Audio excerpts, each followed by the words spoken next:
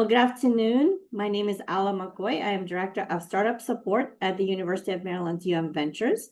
And I would like to extend a very warm welcome to everyone who joined us today for the next installment in Startup Fundamentals Workshop Series, both live webinar audience and those watching a recorded version on our Startup UND YouTube channel, which this particular series has proven to be quite popular. This workshop series is offered in partnership with Center for Global Business at the Robert H. Smith School of Business. Thank you so much to Rebecca for bringing it to us. To everyone attending the live session, please feel free to submit questions using the Q&A function. You can find it at the bottom of your screen. We are recording this session and will be posted on YouTube. So if you would like to remain anonymous, you can do so, and you can submit your questions anonymously. So today, I'm very pleased to welcome Rebecca Bellinger, Executive Director of the Center for Global Business.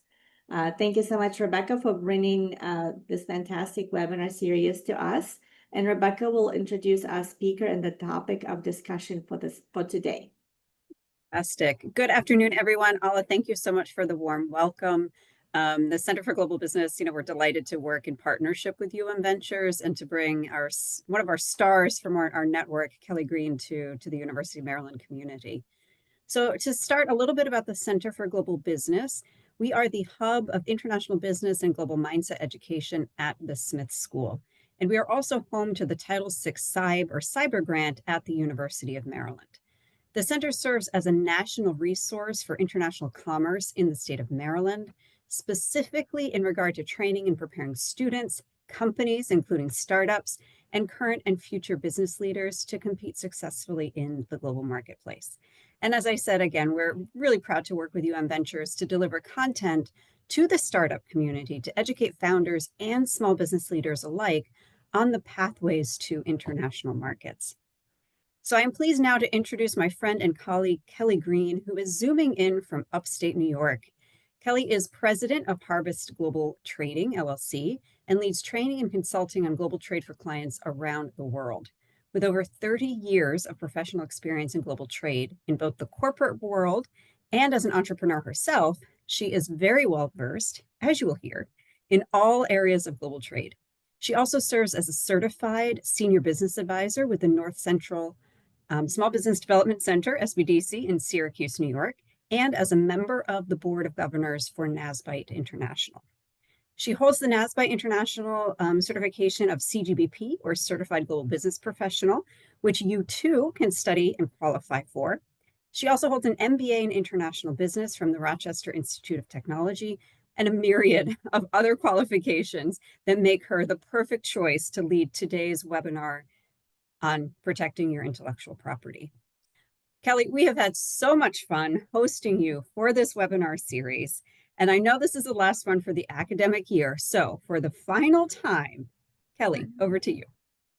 I know I'm sad, but thank you to both Rebecca and Ala for letting me do this. It's been a lot of fun, and hopefully those who are here live or watching the videos are getting something out of it. Hopefully I've imparted some of my knowledge to you.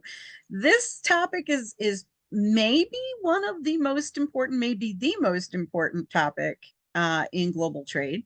You hear a lot about tariffs and everything else these days, but protecting your intellectual property, especially as technology and things have continued to grow and as globalization has continued to permeate our lives, has become a really big issue. And especially for small to medium-sized businesses, this isn't something they necessarily think that much about, and they can get themselves into a little bit of a tizzy. So it's really important, if you have not yet started going global, if you are a new business or startup business, these are some things you should think about along your journey when you're planning. If you are already in business and you're looking to go global, absolutely think about these. And if you are already going global and you haven't thought about these things, let this be a wake-up call to you to start taking some action before you find yourself on the other side of this, not knowing what to do. It matters a lot. IP theft around the world is over 600 billion annually and climbing at a rate of almost 3% or more per year. It doesn't sound like a large percentage, but it is a lot of money. going global opens up a lot of new markets, which is what we've been talking about in this series, but it does give a lot of risks. And this is one of them. It gives you the exposure to copycats and counterfeiters. If any of us have ever bought the fake Gucci handbag on the streets in New York City or somewhere like that, you know exactly what a counterfeit is because you've bought it and you've actually said, well, it looks like a Gucci, so I'm going to pay for it. But if you're the business, you don't want somebody knocking off your product. And this is not just for consumer products, it's also business to business products and your inventions. Now, this is a topic that we are talking about somewhat in the context of exporting and going global with your business. But this is really an import and an export topic. For those of you who are inventing products, the first thought everybody has is, I'm going to go make it in China. Well, right now you're hearing about tariffs all over the world and these massive tariffs, which have been walked back a little bit for China. But let me tell you that China is actually the biggest violator of intellectual property in the world. More than 75% of products by both the EU and US government that have been stopped for counterfeiting are from China. Some estimates are well over 80% of all counterfeiting is in China. So if you are a manufacturer who's looking to outsource your manufacturing or even get molds or design specs and have people do samples, and you're looking on Alibaba and some of these other places, especially where most small businesses go or some of those sites, you are putting your idea at risk. And you're going to see why, even if you have a patent here in the United States. So you do need to worry about this, even if you're buying supplies, doing manufacturing, or if you're exporting your finished products. This is a topic that covers the entire global spectrum. Some of the things that you risk without proper IP protection, as we already mentioned, copycat products in the international market or counterfeiting, your domain being squatted or brand hijacking. So if you've heard of squatting in houses, well, it's the same thing where your domain can actually be hijacked if you don't have the protections that some of these domain servers offer. Your inability to enforce your rights in court. If you haven't taken protective measures, the courts are not really going to have a whole lot of sympathy on you, especially in foreign countries. Loss of your competitive advantage. People are knocking you off and there's a cheaper version of your product. You've lost that advantage and potentially damaging your reputation and lost revenue. So what is it? Now, we often think about patents, and yes, patents are a part of intellectual property, and those things are really specific to protecting those inventions and those ideas that are new. You can't go and patent a water bottle because it's already patented by somebody years ago. So you can't patent something that's not a new idea. But you can often trademark things or get copyrights. Sometimes you can get patents that are not new, but might be utility patents, right? For the usage. There might be a same type of water bottle, but it's a different use. So your patent is going to be your highest level of protection, and that's for your machines and your processes, things that are specific inventions. Your trademark is actually your brand identity. So if you have a name like Nike and you want to protect that, you're going to protect it with your logos, your slogan, you know, the just do it, or I don't even know what Apple's is actually. Take a bite out of an apple, I guess. But whatever their slogans are, right? Those are things that you can actually get a trademark on. Copyrights, we were just talking about this before. These are creative works. These are writing books or doing training programs like this and all of the things that you put together. Something that's uniquely yours is where you're going to get a copyright. And then those trade secrets that are your individual specific information. If you are writing a cookbook and you've got your grandmother's recipes, for example, or if you are inventing something that's brand new and it's got a new compound or a new invention, you have those secrets, might not yet be patented, but there's some sort of secret. Those things are also intellectual property. So do you have anything to protect? The answer is almost certainly yes. Everybody's got something. You've got a product design or technology, then you're going to have a patent. You've got your brand name, your logo, or your slogan, there's a trademark. Your website, your blog, your manuals, your content, your copyright, your client lists, your pricing, any specific formulas and how you make. Coca-Cola is a little different if you've tasted it than Pepsi. Those are trade secrets. But you probably, even as a small company, have something that you might want to protect, especially if you're going global. Not that easy. some of the biggest threats to intellectual property protection come from countries around the world that have weak enforcement. They don't actually enforce it very well. So we had talked about doing market research a few weeks ago in one of the other sessions. This is something you want to look at when you're doing your market research. Is there good IP enforcement? Or they have poor legal transparency and a slow judicial system. Remember, not everything can be brought into the US court system. They have high levels of counterfeiting or piracy and government tolerance or involvement in IP theft. Again, think China. So the top countries posing risks to your intellectual property, no surprise, China makes the top. It's a major source of counterfeits, trade secret theft, and they're really bad about enforcing it. And if you have to go to court in China, good luck. It's not that easy, even with all of your intellectual property in place. It's still very difficult in China. So when everybody's on this bandwagon of let's go to China, let's make things in China, honestly, I don't think China is actually the best place anymore to manufacture because of the risks. There are other countries out there where you can find the ability to do something without the risks that China poses with still lower labor costs. There's lots of developing countries that you could look at where you can find the technology. So I personally, not a fan of looking at China. Throw in tariffs, I don't see a reason to look at China. Russia, which right now we have a lot of sanctions on, so probably not your best bet to go there anyway, but they are also known for piracy and tolerance for infringement. Basically, go ahead and steal it if you're a Russian company. India, as big as they are and as much as they've grown in global trade, they have very weak enforcement, long court delays, and they really are not supportive, especially if you're a foreign country. Now, if you are going to put yourself in, a situation where you're in India, you definitely want to take all the legal protections if that's the market you're going into. Turkey, very big of luxury goods, those Gucci handbags, and inconsistent enforcement. Indonesia, again, software piracy, poor IP deterrence and customs action. And Vietnam, which would have been one of the things I would have said is a great alternative to China, but they do have some trademark abuse and weak IP border control. Now, Iran and Venezuela are listed here, but here's the thing. We have so many sanctions and illegalities that we can't even do business with Iran and Venezuela. They're on our do not sell to list, right, with government. So those aren't countries you really need to worry about anyway, because you really shouldn't be doing business with them. But you can get all the updates by following the U.S. Trade Representative's special report.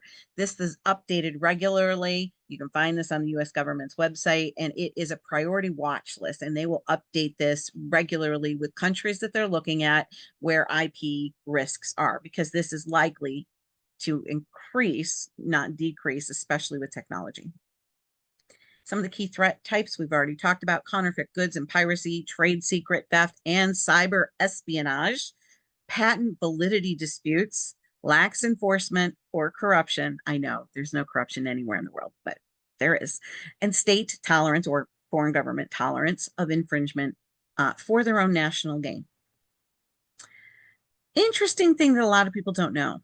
IP rights are territorial. If you get a patent in the United States, a lot of companies and people think they're protected. Nope. They're only valid in the country or the region in which they have been granted. You get intellectual property and a patent here in the United States, you are not protected with that patent anywhere else in the world. So if you are planning on sourcing materials and giving away any information to a foreign supplier, if you're having molds made in another country, if you are having design done in another country, you're going to want to patent your ideas in those countries before you give any information to the people that you're going to be sourcing anything from, if they could reverse engineer it. Okay, so I don't care what country we're talking about, you're going to want to get your patent in those countries. If you're selling, you're also going to want to get a patent in the country and the region that you're planning on selling to. Now, this is expensive and sometimes time consuming. So this is why it's important, if you're an early stage company or you're just starting to think about going global, if you do have something that's a patentable product, you want to get that patent done as soon as possible, not later, even though there's a cost involved, because once you have it, and by the way, patents are not permanent. You have to renew those patents. patents. There is a time frame that they will give you, and it's going to vary from country to country for how long your patent is valid. So again, you must apply in all countries or regions that you plan to do business in to be protected with your patent. Now, copywriting technically is automatically available through the provisions of the Berne Convention. Does not necessarily matter whether you go through a formalized process, but you do need to put the little copyright on your documents and on your information. Otherwise, it's not considered copyrighted.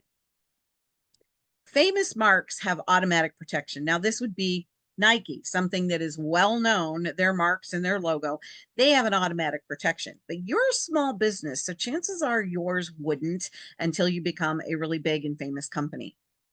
And trade secrets, technically, by their nature, are confidential. The big question is, they're confidential, but how do you enforce that? So here are some documents, and I'm going to go through this kind of quickly. I am going to be sharing these slides with Alla and Rebecca if anybody needs them, but feel free to pull out your cameras on your cell phones if you want to take any pictures of these. I would highly recommend that because these are documents. It's kind of dry. I know this isn't the most sexy topic in the world to talk about, but it is one of the most important. And there's a whole bunch of different documents that you can use to set yourself up for protection. So we're going to go through them, but I am going to go kind of quickly because it is a little dry. First is a non-disclosure agreement. You've probably all heard of this. That's basically going to prevent any unauthorized sharing of trade secrets or proprietary information. But again, you have to enforce that. You can sign it all day long with somebody in China. It doesn't mean that they're going to actually honor it, and you would still have to necessarily take them to court. But having a piece of paper gives you more leverage in a court. Not having one hurts you. You want to be able to potentially assign your IP rights if you're going to transfer the ownership of your inventions, your designs, or works from your business. This isn't going to apply to everybody, but you want to make sure that you know who you're doing this with, that you know those partners really well if you're going to transfer those inventions. A licensing agreement, this is giving limited rights to use your IP under defined terms. If you've ever watched Shark Tank, you know, Mr. Wonderful is always talking about licensing agreements and royalties, and this is like his big thing.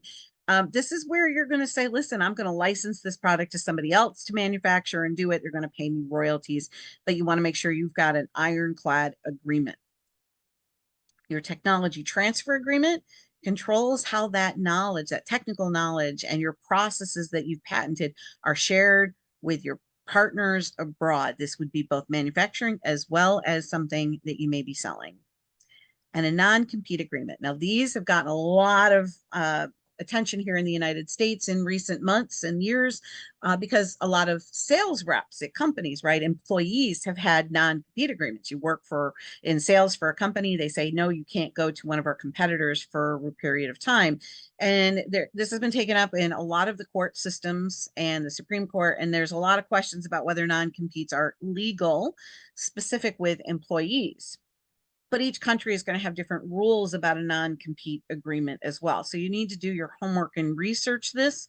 But really, where you want to use a non-compete agreement is in protecting some of those trade secrets. So if you have employees that are working for you that are involved in R&D, you might not call it a non-compete agreement, but you definitely want to restrict them from being able to share any information that they learn at your business in a trade secret by going to work for someone else. So this is sort of a legal agreement that says even if they go to work for somebody else down the road, you're protecting your trade secrets.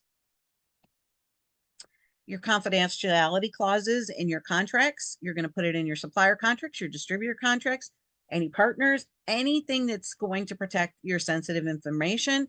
You want to make sure that you've got that confidentiality clause. If you have a manufacturing or an OEM agreement, this is where you want to protect your IP designs, your tooling, your trademarks, making sure that they're not taking that and re-engineering it to build something that's cheaper. This is where a lot of companies fail in terms of having good ironclad agreements, and they find that those companies are knockoffs. This is especially true for smaller companies that, again, might not think through this, and you go and you find somebody overseas to make your product. Distribution and franchise agreements. If you're going to be selling this product, you want to make sure that you are protecting your branding, not just your product. You want to restrict any IP misuse by those overseas distributors. So you don't want them saying something that's not accurate, false claims. You want to make sure that they know what the rules are. Your trademark and brand usage guidelines. How can they sell your product and how they can't? You want to make sure that those rules in your agreements are very clear. And this is maybe one of the most important things that you can do.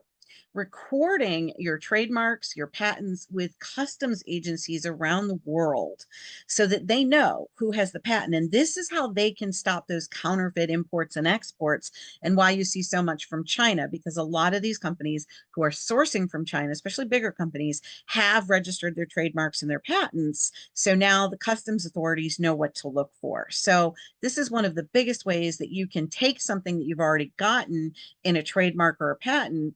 Great, but how do you use it? You record it with US customs, with EU customs, in all of those countries that you're doing business with, so that they are aware who you are and who actually has the patent, so they can stop those counterfeiting. This might surprise you. You can actually get an insurance policy for a lot of your IP protection. That said, it might be a little costly, but worth looking into and worth shopping around. But remember, it's like anything with insurance, right? If you're have car insurance, but then you have a DUI and you kill somebody on the road, is your insurance going to protect you for breaking the law, right? So when you think about this IP protection, these insurance companies are going to be looking at, what have you done? Did you get the trademark? Did you get the patent? Do you have contracts with good legal language? They're going to be less likely to want to give you an insurance policy if you already haven't done some due diligence and reasonable care to make sure that things are protected. It's going to be a lot easier to get those insurance policies if you've already gone through this, but it still can be pricey. So you are going to want to shop around. It may or may not make sense depending on how big your business is. But I would be remiss if I didn't tell you about it. So some of the kinds of insurance that you can get IP infringement defense insurance. Well, this will help cover all those legal costs, those big legal costs when you're trying to fight somebody in a foreign country. So if somebody is accused of infringing on it, this is insurance that will help cover some of those defense costs.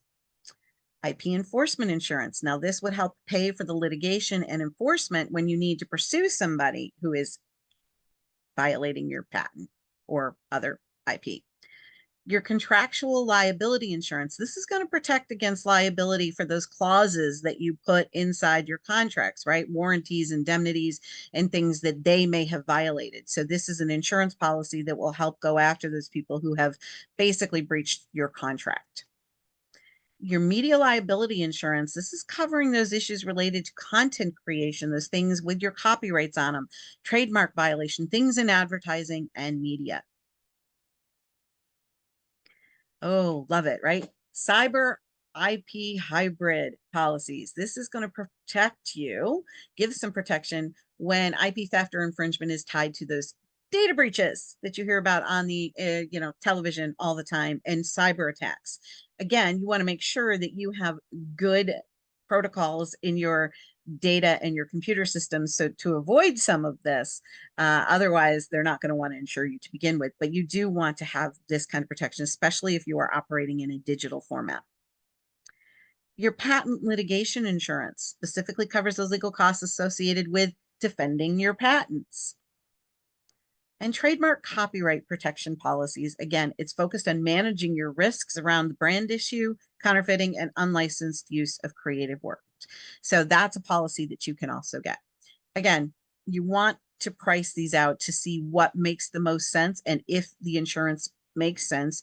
The bigger you are, the more important these things, and having a layered approach to your protection becomes more and more important.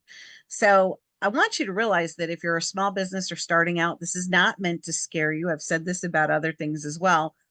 Going global is a huge opportunity, but it's like anything that you start any kind of a new business, there's risk.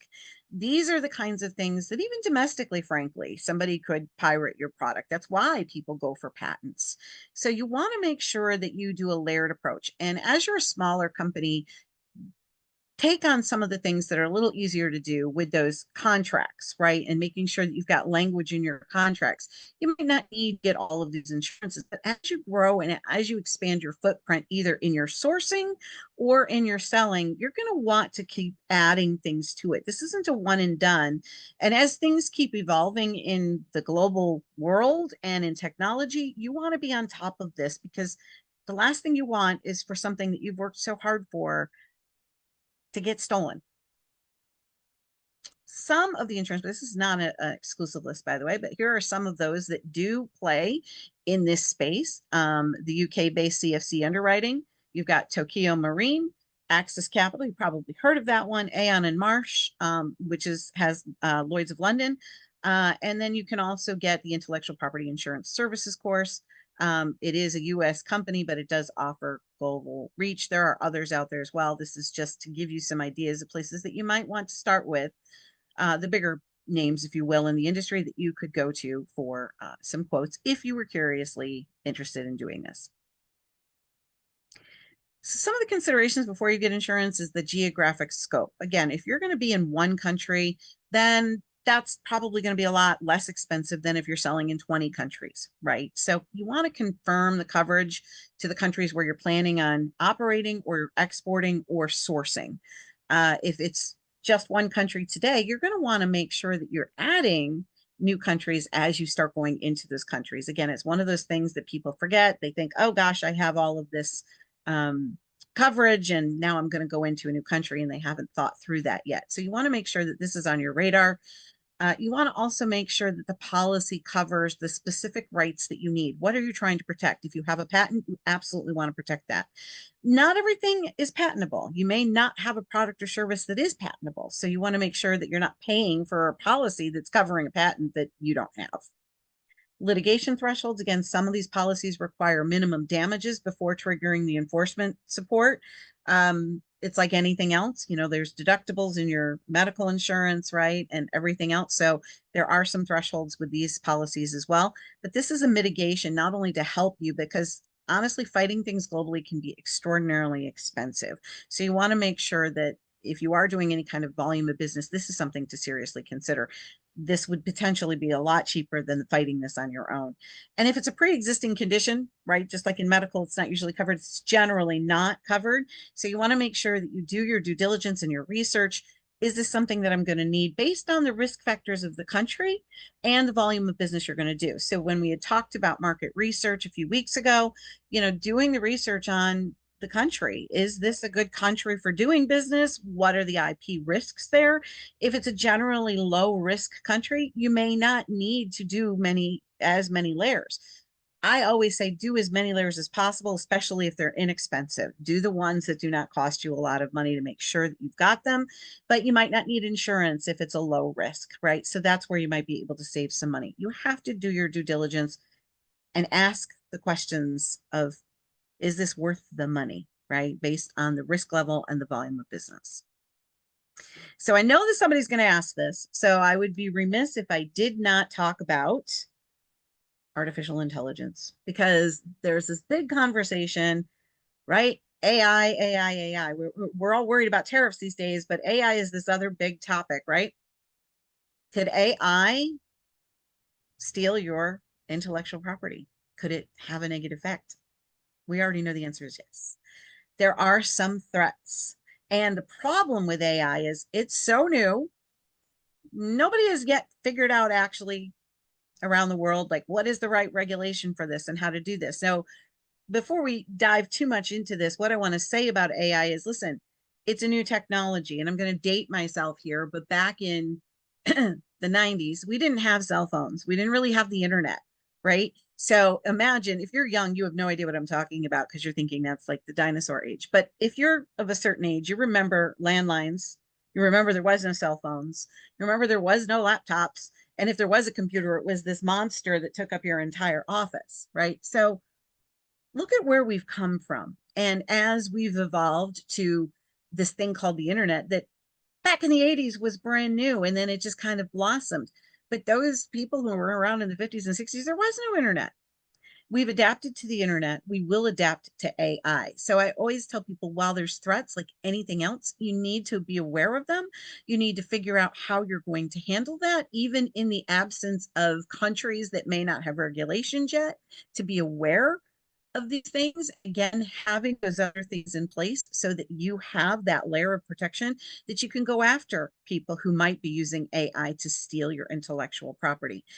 It will come to fruition. Just like everything else, we will adapt to this. We will find ways to enforce it. But I want to talk to you a little bit about it because there are some threats, right? We know that AI can generate copyrighted works, art, music, code, without giving an attribution. This is a problem if you're in that space. Deepfakes and AI generated videos can harm your brand reputation and consumer trust. Not that easy, right? They put these things out there on the internet. How do you get them down? How do you protect them?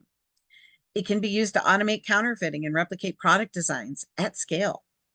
It can scrape your proprietary data to train AI models without permission, and it's a growing issue. It can use their tools to bypass traditional plagiarism and copyright detection systems. This sounds totally bad.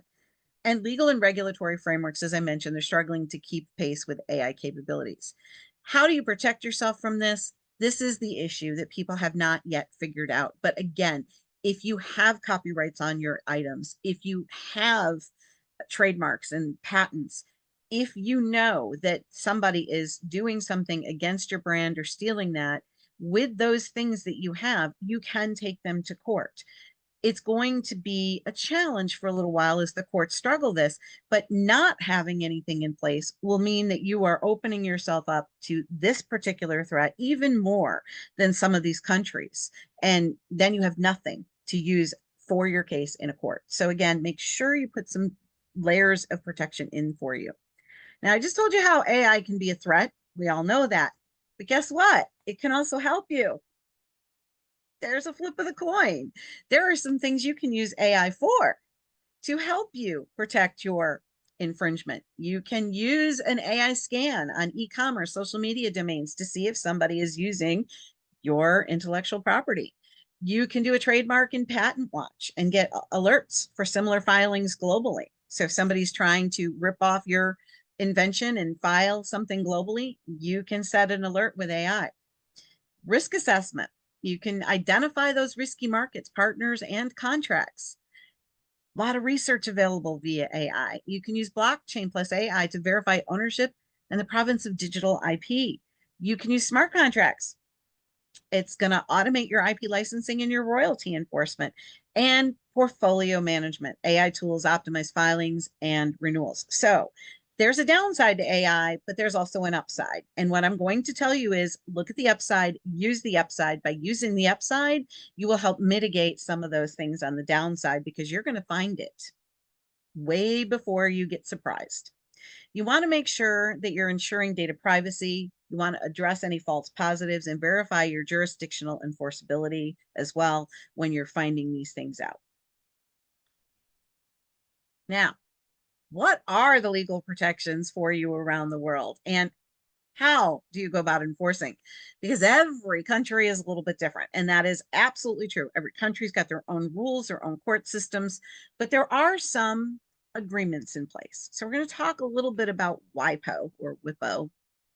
Heard it pronounced both ways, but it stands for the World Intellectual Property Organization. It's kind of like the World Trade Organization, except this is specific to your property, your intellectual property. Okay. They are a UN agency. They support global IP protection and cooperation. Okay. This is the organization you are going to want, besides looking at all those other things for your patents and things and thinking through what you need. This is a go-to website for you. I should have put it on here, but if you Google it, you can find it. I think it's wipo.int. But it really does help you protect your IP across borders. It's going to promote that innovation and creativity. They develop global treaties and standards around the world. They offer legal, technical, and policy assistance to various countries, and they can dispute resolution with you. They can help facilitate that. So this is an organization you definitely want to be familiar with if you are planning to go global and you want to protect your intellectual property. They do have some global systems for your IP protection. One of those is the Madrid system. Okay, this is an international trademark registration system that exists in over 100 countries. So instead of trying to go one by one by one by one to each country, right, you can use some of these softwares and these legal systems to do one application and get yourself covered in a good number of countries. The Hague system as well has one application for design protection. The patent cooperative treaty, which I can never say, that's why I say PCT, is for you to be able to file patents in over 150 countries, one application.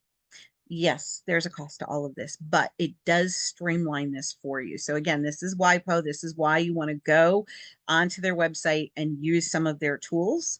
They also have the legal and enforcement tools there. They've got the arbitration and mediation center, as I mentioned. They can sit down and help you try to deal with this without having to go to court. Of course, we all know if somebody's counterfeiting your product, you may end up in court, but this is a great first step. They enable you as an owner to report any piracy or infringement to them. And it also has a global database of laws, treaties, and case law. So there's a lot of information you can get from this one organization to help protect you and to help streamline the process for you to get those protections around the world. They also have a free public database. This is where you can do a global brand search for text, image, and phonetics. So, you know, just because your name may be trademarked in the United States doesn't mean that you can use that name in another country. Somebody may already have it. So you may have to have a different brand name, especially for a smaller business somewhere else in the world as you scale. So you may have to kind of figure that out. Patent Scope, you can also search the patents and the PCT applications, which is that big application for 150 countries. And it also includes, there it is, AI and translation tools. And again, WIPO Lex is you can compare the laws, the treaties, and case law from over 200 countries and jurisdictions. So this is, besides the tools that we've already talked about and the documents that you can use, and besides you know, knowing how to leverage AI or looking at insurance, this is your go-to site that will help you getting involved with them, not only do those patent searches, but also can help protect you. Okay. I have now taken everything that we've talked about and I've kind of put it into a few slides of some of those strategic ways that you can protect your intellectual property. And it's kind of like a game of chess. Hopefully you will win the game of chess. I personally am not very good at playing chess. I've never understood it, but you know that you want to be the one that wins the game, right? This is how you protect your IP. First thing, register that IP in each target country. Again, you can use WIPO. You can do it yourself, but it's going to take a lot more time and money. You want to ensure those trademarks, your patents, your copyrights are all legally recognized in those foreign countries that you plan on doing business in. Again, whether you're importing, exporting, or upside down, this is very important. You want to use those treaties, leverage the Madrid Protocol, the Hague System, and the PCT Treaty, the Patent Cooperation Treaty. If there's a treaty and a law in place and a country subscribes to it, technically they're supposed to follow the rules. I can tell you countries like China are not very good at following them, even though they're members and they subscribe to it. So again, look when you're doing your research on which countries are more at risk, because you don't want to get into a country that even though you do everything right, you're still going to be fighting them and you may not win. Implement, as I said, a layered IP protection. Combine those patents, trademarks, copyrights, and trade secrets for stronger coverage. I'm a supply chain person by trade, so this is so important to me. Structure your supply chain strategically. Avoid overexposing your IP by controlling those access points and segmenting production. Do not just use one supplier. This has just become more common knowledge in terms of tariffs and after the pandemic anyway, that you want to diversify your supply chain, right? Because things happen. You want to be able to get things in a timely manner, so closer supply chains. But if you are actually sourcing parts, widgets, right, from multiple people, they are a lot harder. They can't reverse engineer if all you're getting is nuts and bolts. They don't know what you're using it for. So you don't necessarily have to buy things that are going to give away your IP. So it's a piece, but that doesn't mean they know where that piece is going, right? Because screws go into a lot of different products. So try to control that a little bit by spreading that out and not giving away the full patent and the full design. And if you are going to use overseas manufacturing, you want to make sure that you're picking a country to do it in that you're reasonably certain is going to be protected for your IP. This is why I'm not a fan of China. And this is also why it's important to make sure that you have all of those contracts and everything done with your IP so that you can fight them should they decide to knock it off. We've seen in recent years companies like Apple, who, even though they're big and they have all of this IP protection in place, um, with some of the changes with the pandemic and even now with tariffs, they're trying to move some of their manufacturing out of China. Well, they're finding a little bit of a challenge, even though they're big and they have a lot of money, with the fact that they've been using these outsourced manufacturing, those companies saying, well, they own the IP. And now these big companies like Apple are having to fight this in the Chinese court system. So they're scrambling to figure out ways to protect themselves beyond what they've already done. So it is important that you pick your countries careful. Again, that's where I'm saying the supply chain is critical. You want to limit access to sensitive information, right? Use the need to know. Your supplier of nuts and bolts does not need to know what you're making. You don't need to tell them. You want to use a non-disclosure agreement pretty much with everybody that you're doing business with. And you want encrypted systems to protect your trade secrets. That's so that you don't get hacked. Use IP clauses like we already talked about in all of your contracts. You want to make sure that you're ensuring confidentiality. You want to make sure that you're very clear that you own all of this and that you're not giving them any licensing. If you're not, you want to make sure there's no wiggle room there for them to use your intellectual property or say that, oh, well, they didn't say we couldn't compete against them or knock it off. You want to make sure that everything is ironclad. You will want a good international, and the key word here is international trade attorney. There are a lot of great attorneys in the United States, but very few that are very good at international trade protection. So you want to make sure that you're using somebody who understands global trade and understands intellectual property. There's not as many of them as you would think, and they can be a little bit pricey. But if you do need help with that, you can certainly reach out to me. I do have a few good lawyers in my back pocket. You want to use that strong brand identity and enforcement, as we already talked about, having something that's very distinct. You want to basically actively enforce it. And this is what people don't like. Oh, I got a patent. I'm covered. No, the patent by itself is your protection, but it requires you to enforce it. I always tell a lot of small companies who are like, oh, I'm going to go get a trademark for my business name, but they're going to be a mom and pop shop here in upstate New York. And I'm like, why would you spend that kind of money to trademark your name? Because you can only trademark your name in the same industry. If you're in the travel industry and you trademark your name in travel, somebody else could still use your name in another business. But it's also up to you to enforce it. That means you have to stay on top of it to know when somebody has violated it, and then you have to go after them. So a lot of this relies on you to enforce the protection of your own intellectual property. Again, this is where AI can come in to help you.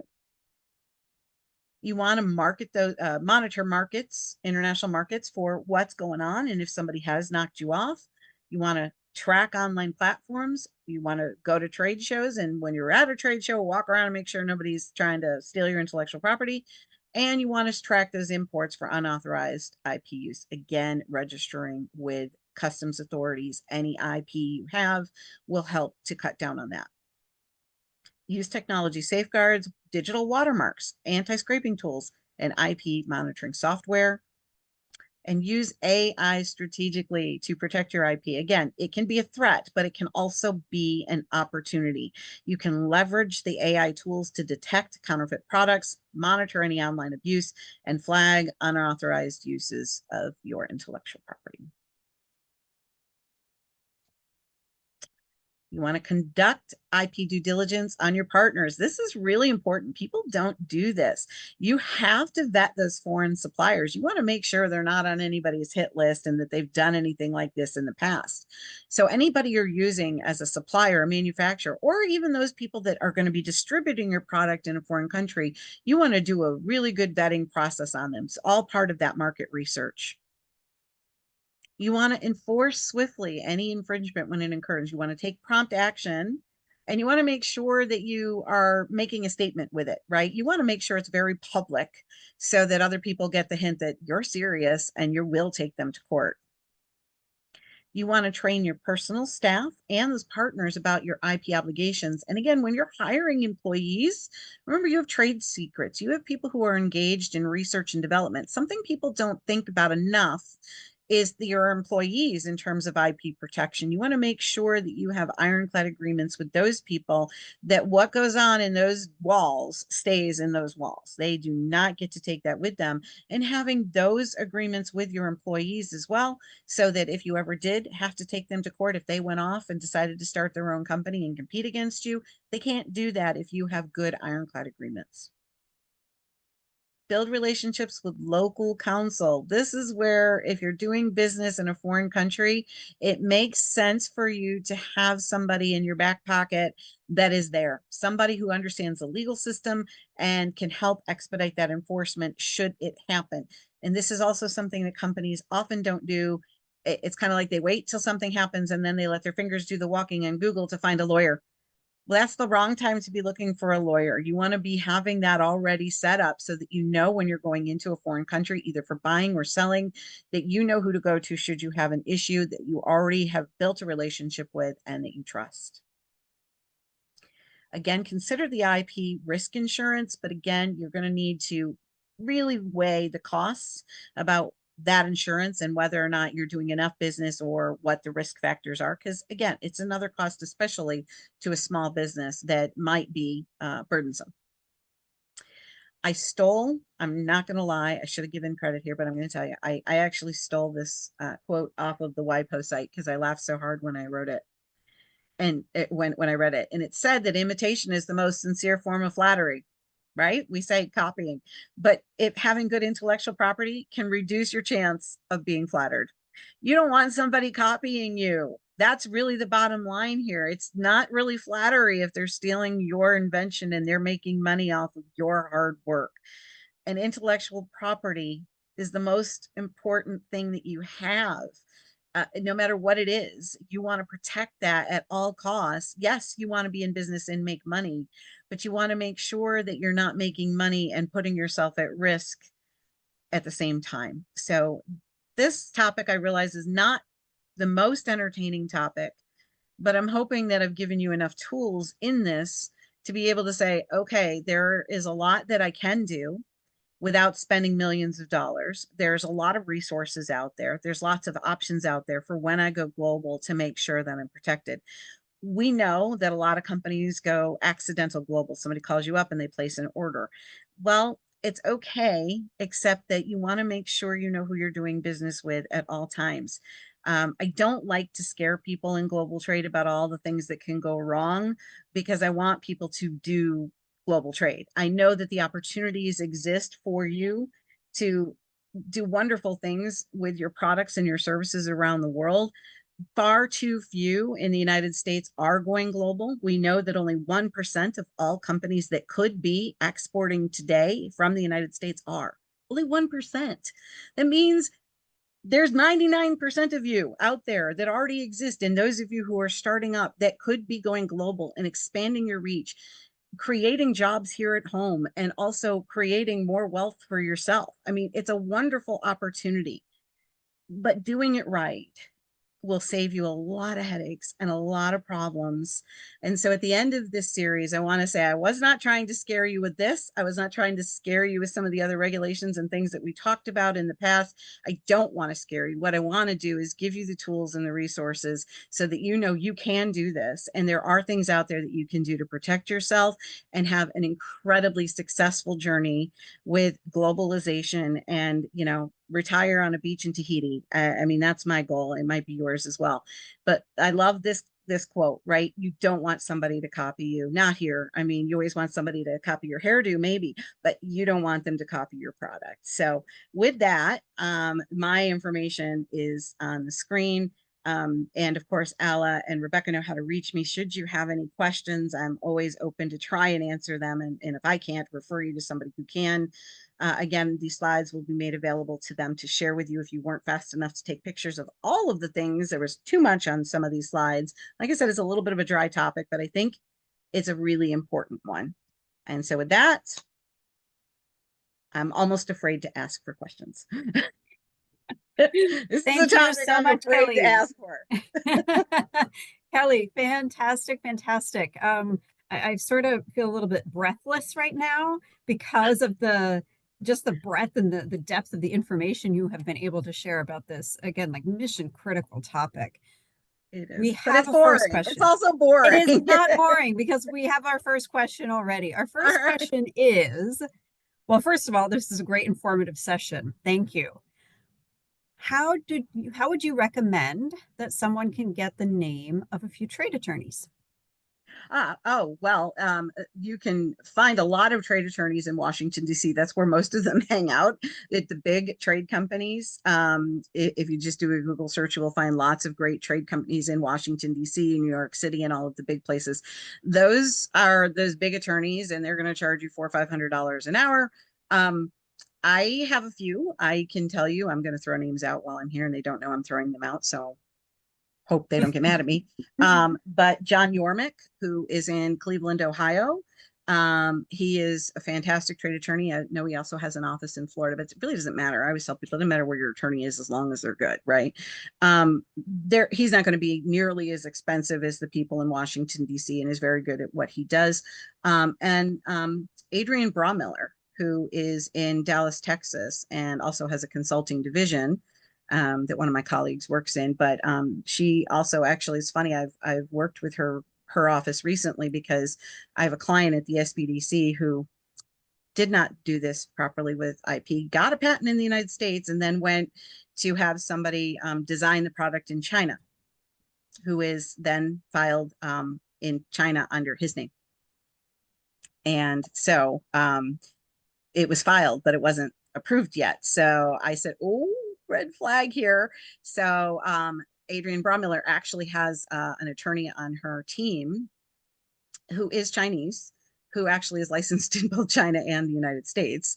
And so she's been working with this client to try and pull back that application to protect our client. So but these are the kinds of things that you don't know. You think, oh, I got my protection here in the United States, and no, you didn't. But those are just two of them. I would say if you can find a good trade attorney that is not in one of the big cities, you're going to probably save some money. The big ones are known to, do these big lawsuits, and they work for big companies. So you can use them, but you will pay more. Okay.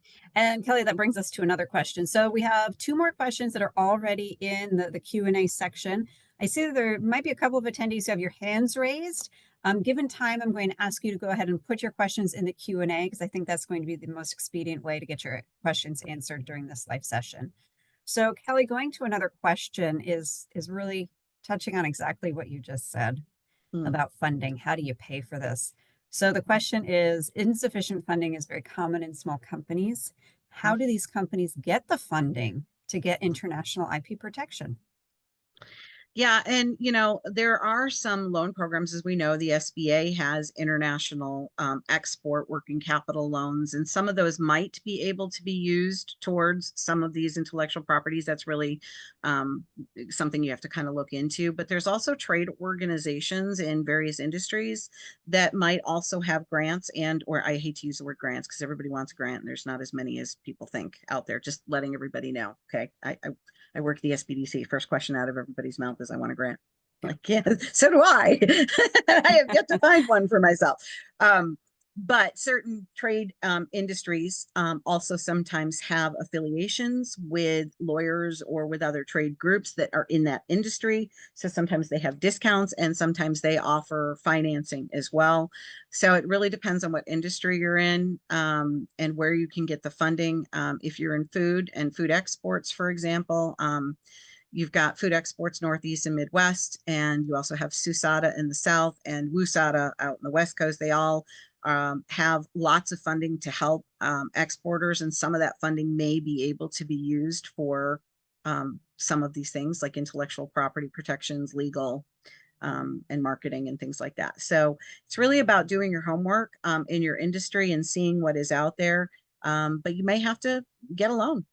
And it's just like anything else going for business, but ask yourself, I always tell people now who want to get investors instead of taking a loan, I said investors cost way more than that loan ever will.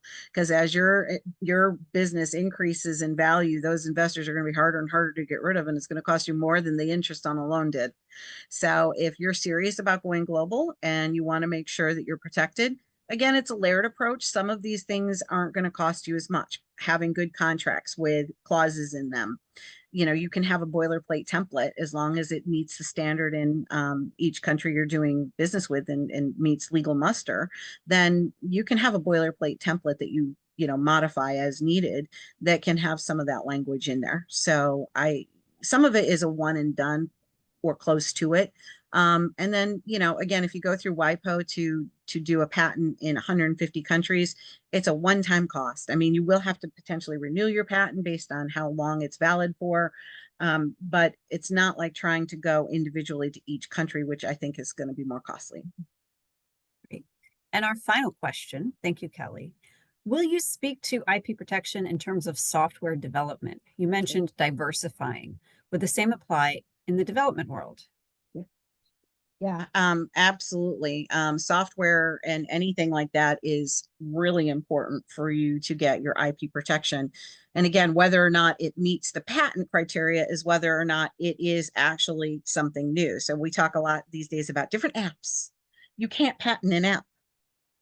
People ask this all the time. Can I patent an app? Nope, you can't, because everybody's got one. You cannot patent your app. It's the same function as everybody else's app. Might be a totally different kind of app, but you can't patent that. So if you are developing a software, the question is, can it be patented or not? It depends whether it's considered unique. So if you're not able to patent it, this is where you definitely want to go for those trademarks and copyrights, because again, software is kind of like writing a book. It is something that's unique to you. You want to make sure that you've got those things in place. And you also want to make sure that you've got some protections in place so that it's not that easy for people to go in there and find your code and protections. So, but 100%, if you're selling the software, you're going to want, if you're selling it like, Office 365, right? I just renewed mine. This is why I'm thinking this, right? They have their legal disclaimers. I know nobody ever reads them when you're buying software, right? But they're 25 pages long, right? And it's got all this legal lingo in there that you're agreeing to, and you don't even know what it is. You just said, yep, I read it. I didn't. I just want the software. That's where you want to make sure that if you're selling something like on a consumer or selling it international, that you have that legal language that is available when somebody is purchasing your software online, or if you're selling it in, business to business, that legal disclaimers that this is copyrighted and protected is in your language. And it's very visible. So I said that was the last question, but that really wasn't the last question. You There are probably lied. 5 more in this queue, but I realize we're just up against time here. So maybe lightning round for a couple of these others. Okay. We'll try to squeeze in. How do you decide from which countries you should get IP protection? Every country. That's a great answer. If you're doing business in that country, you want IP protection, period. Yep. Do you have any suggestions on how to mitigate exposure when working with developers? I think this might apply to like app developers, perhaps. Should people stick with local developers? If you can, but they could still rip you off. I mean, the reality is anybody can rip you off. So your intellectual property is going to be important. And this is where, if it hasn't been developed yet, right, you can't get a patent on something that you're designing and you're having somebody create for you.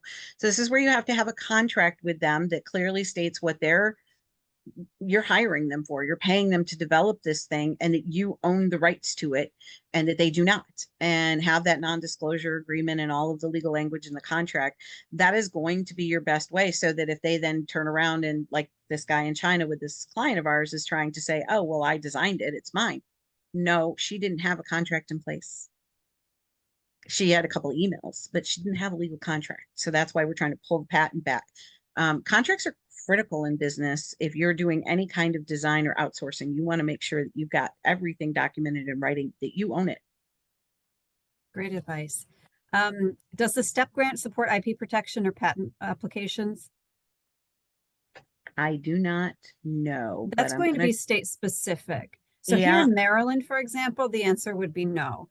The I don't Maryland think, STEP I don't think New York program, does either. yeah, so it depends, it's state specific because each state uses the STEP grants in different ways. Here in Maryland specifically, the STEP grant, which we call Export MD, can be used primarily for marketing and travel for trade missions, trade shows, that sort of thing. And if you go to the Maryland Department of Commerce website in the state of Maryland, you can find more information on application deadlines. It's every month and what the rules Yeah. are on that. Yeah, same in New York. I'm reasonably certain the answer is no, and I would guess in most states it's no.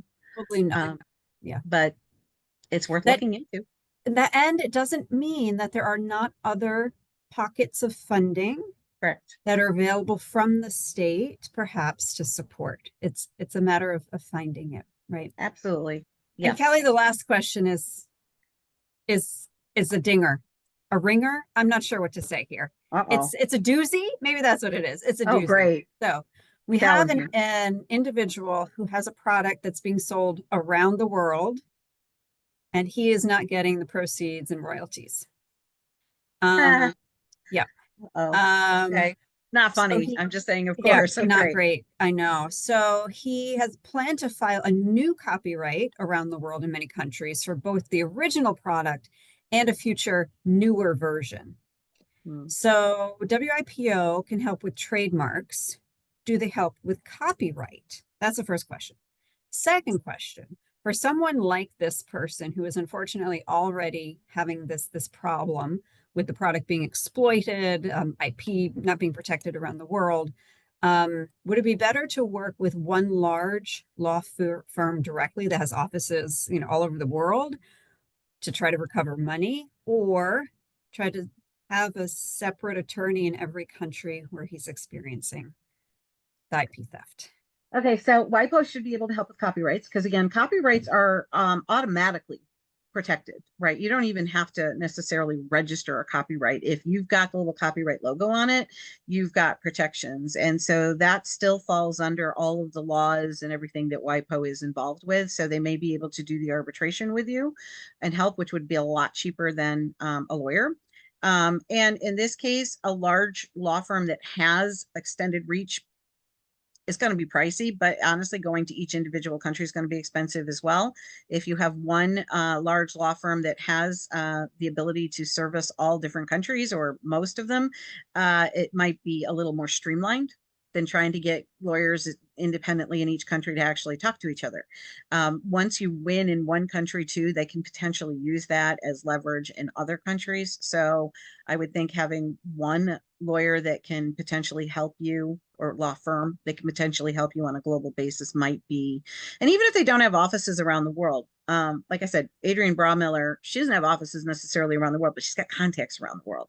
So sometimes even those smaller ones have other lawyers that they can do. So you've still got one centralized place without having to go to maybe one of the bigger firms. Did I just answer all those, or was there another question in there? I think you got them. Yeah. And honestly, without getting royalties, if you're selling something, it also comes back to having contracts. You have to have those good contracts in place with whoever you're selling your product to ensure that you're getting that. That's got to be written language in those contracts that they have to pay you and that they're not. Like I said, that last question was a doozy, but I think it is also a great example of one, your prowess in this idea of all things exporting, because the person who asked the And question importing. True. I think you answered the question really well. And then the second part of it is, unfortunately, a good example of what can go wrong. And the bright side is how you can mitigate it. So it was a doozy, but it was a good learning question for all of us. So yeah, and it's true. I mean, things do go wrong in global trade. Even with everything in place, you can still have issues, but your chances of success in a court and having the ability to recover those losses is greatly enhanced if you have done your due diligence. Exactly. And Kelly, with that, I think our series comes to a close. Ala, do you have any closing words for us? Well, first of all, thank you so much to both of you. Thank you, Rebecca, for bringing this session, this series to us. And thank you so much, Kelly, for making the time and giving us your time. This has been a wealth of information, and these sessions will stay on our Startup UMD YouTube channel. I hope that I hope that people will keep watching them. Please leave comments and leave additional questions you have. We will definitely pass them on to Kelly, or she can see them as well. And let us know if you would like us to bring back this session next academic year, in which topics you would like us to discuss. But thank you so much. Thank you, Kelly, and thank you, Rebecca. This has been such a terrific experience and such a great addition to our library of the educational videos for entrepreneurs, especially in these days when export is such a difficult issue to navigate. Well, thank you to both of you for trusting me with this series, because I enjoyed it tremendously, and I appreciate you both. Excellent. Excellent. Thank All you. right. And that's a wrap. Take care, everyone. Until next academic year. Yes, thank you. Enjoy the summer. Yes, thank you.